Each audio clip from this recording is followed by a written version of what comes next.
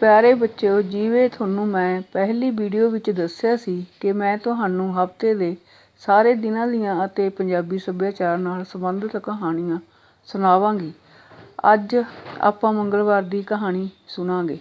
ਇੱਕ ਪਿੰਡ ਵਿੱਚ ਇੱਕ ਵਿਧਵਾ ਬਜ਼ੁਰਗ ਔਰਤ ਰਹਿੰਦੀ ਸੀ। ਉਸ ਦਾ ਇੱਕ ਹੀ ਇਕਲੌਤਾ ਪੁੱਤਰ ਸੀ। ਇਹ ਬਜ਼ੁਰਗ ਔਰਤ ਬਜਰੰਗ ਬਲੀ ਦੀ ਭਗਤ ਸੀ।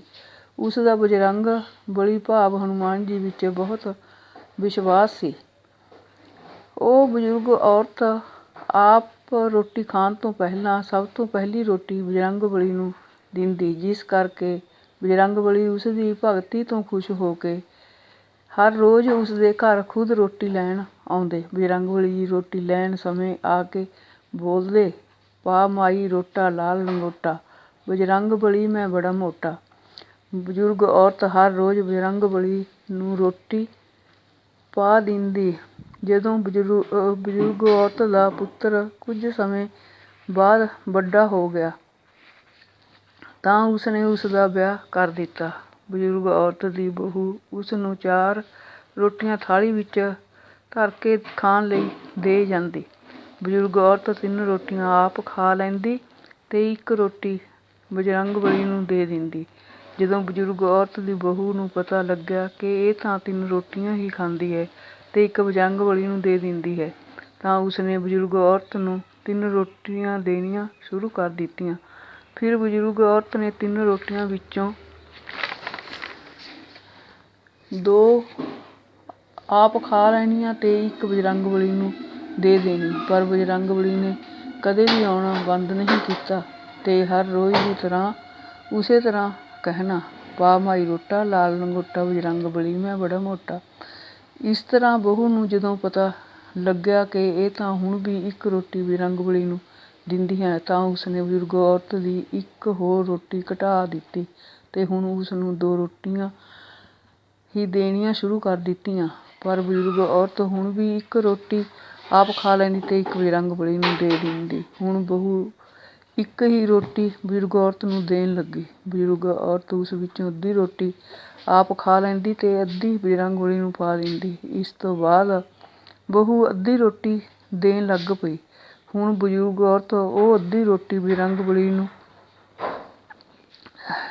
ਦੇ ਦਿੰਦੀ ਤੇ ਆਪ ਭੁੱਖੀ ਰਹਿਣ ਲੱਗੀ।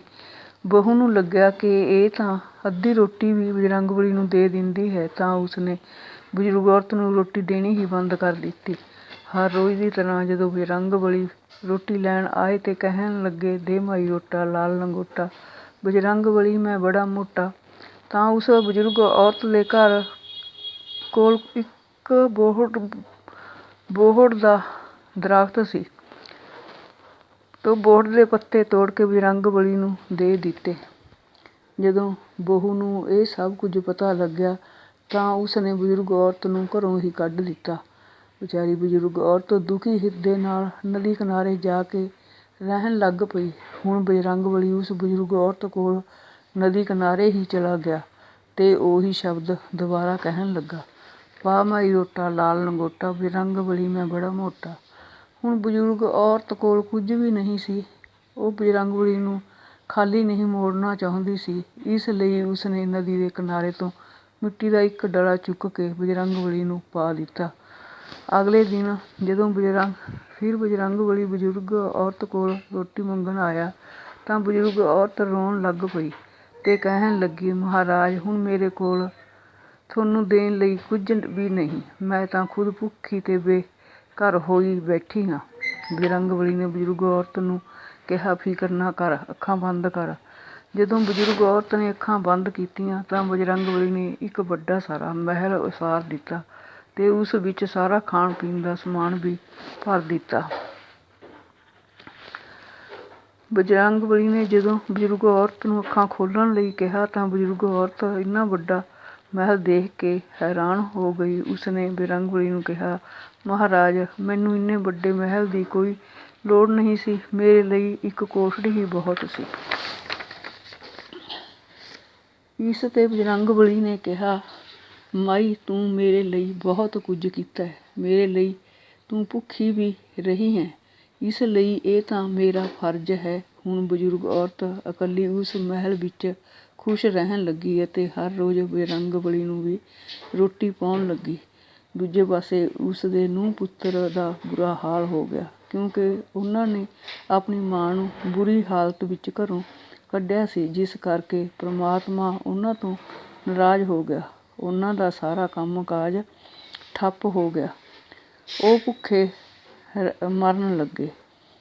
ਹਾਲਤ ਅਜਿਹੀ ਹੋ ਗਈ ਕਿ ਉਹਨਾਂ ਨੂੰ ਆਪਣੀ ਭੁੱਖ ਮਿਟਾਉਣ ਲਈ ਭੀਖ ਮੰਗਣੀ ਪੈ ਗਈ।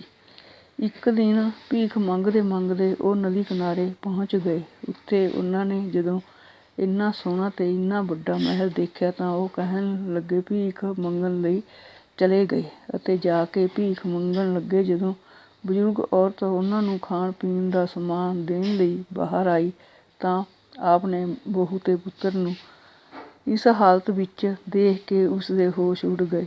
ਜਦੋਂ ਬਹੂ ਨੇ ਦੇਖਿਆ ਕਿ ਇਹ ਤਾਂ ਮੇਰੀ ਸਾਸੂ ਮਾਂ ਹੈ, ਉਸਨੇ ਉਸਦੇ ਪੈਰ ਫੜ ਲਏ ਤੇ ਮੁਆਫ਼ੀ ਮੰਗਣ ਲੱਗੀ।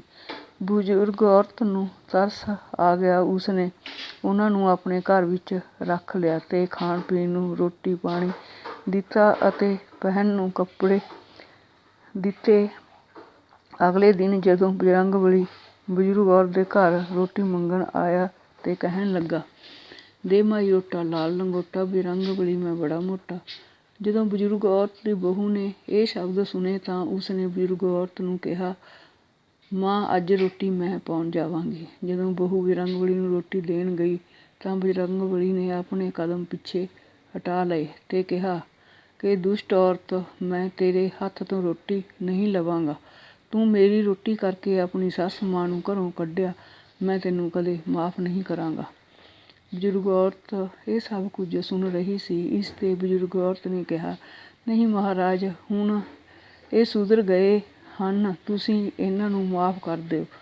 ਮੇਰੀ ਤਾਂ ਉਮਰ ਵੀ ਬਹੁਤ ਹੋ ਚੁੱਕੀ ਹੈ। ਹੁਣ ਮੇਰੇ ਮਰਨ ਦਾ ਬਾਅਦ ਇਹੀ ਤੁਹਾਨੂੰ ਰੋਟੀ ਦੇਣਗੇ ਤੇ ਸੱਚੇ ਮਨ ਨਾਲ ਤੁਹਾਡੀ ਭਗਤੀ ਕਰਨਗੇ। ਬਜ਼ੁਰਗ ਔਰਤ ਦੇ ਕਹਿਣ 'ਤੇ ਬਜਰੰਗਬਲੀ ਨੇ ਉਹਨਾਂ ਨੂੰ ਮਾਫ਼ ਕਰ ਦਿੱਤਾ ਅਤੇ ਹੁਣ ਬਜ਼ੁਰਗ ਔਰਤ ਦੀ ਬਹੂ ਤੇ ਪੁੱਤਰ ਸਭ ਖੁਸ਼ੀ-ਖੁਸ਼ੀ ਘਰ ਵਿੱਚ ਇਕੱਠੇ ਰਹਿਣ ਲੱਗ ਪਏ। ਇਸੇ ਤਰ੍ਹਾਂ ਬੱਚਿਓ, ਸਾਨੂੰ ਅੱਜ ਦੀ ਇਸ ਕਹਾਣੀ ਤੋਂ ਇਹ ਸਿੱਖਿਆ ਮਿਲਦੀ ਹੈ ਕਿ ਸਾਨੂੰ ਆਪਣੇ ਬਜ਼ੁਰਗਾਂ ਦਾ ਹਮੇਸ਼ਾ ਸਨਮਾਨ ਕਰਨਾ ਚਾਹੀਦਾ ਹੈ ਤੇ ਉਹਨਾਂ ਦੀ ਸੇਵਾ ਕਰਨੀ ਚਾਹੀਦੀ ਹੈ ਅਤੇ ਉਸ ਪਰਮਾਤਮਾ ਵਿੱਚ ਪੂਰਨ ਵਿਸ਼ਵਾਸ ਰੱਖਦੇ ਹੋਏ ਚੰਗੇ ਕੰਮ ਕਰਨੇ ਚਾਹੀਦੇ ਹਨ। ਮੈਨੂੰ ਆਸ ਹੈ ਕਿ ਤੁਸੀਂ ਸਾਰੇ ਇਹਨਾਂ ਚੰਗੇ ਵਿਚਾਰਾਂ ਨੂੰ ਅਪਣਾਓਗੇ। ਬੱਚੇ, ਇੱਥੇ ਮੈਂ ਤੁਹਾਨੂੰ ਦੱਸਣਾ ਚਾਹੁੰਦੀ ਹਾਂ ਕਿ ਇਹ ਕਹਾਣੀ ਮੰਗਲਵਾਰ ਨਾਲ ਇਸ ਲਈ ਸੰਬੰਧਿਤ ਹੈ ਕਿਉਂਕਿ ਇਹ ਮੰਗਲਵਾਰ ਦਾ ਦਿਨ ਹੈ। ਚਲੋ ਬੱਚਿਓ, ਹੁਣ ਖਤਮ ਕਹਾਣੀ। ਜੋ ਪਾਣੀ ਰੱਬ ਰਾਖਾ।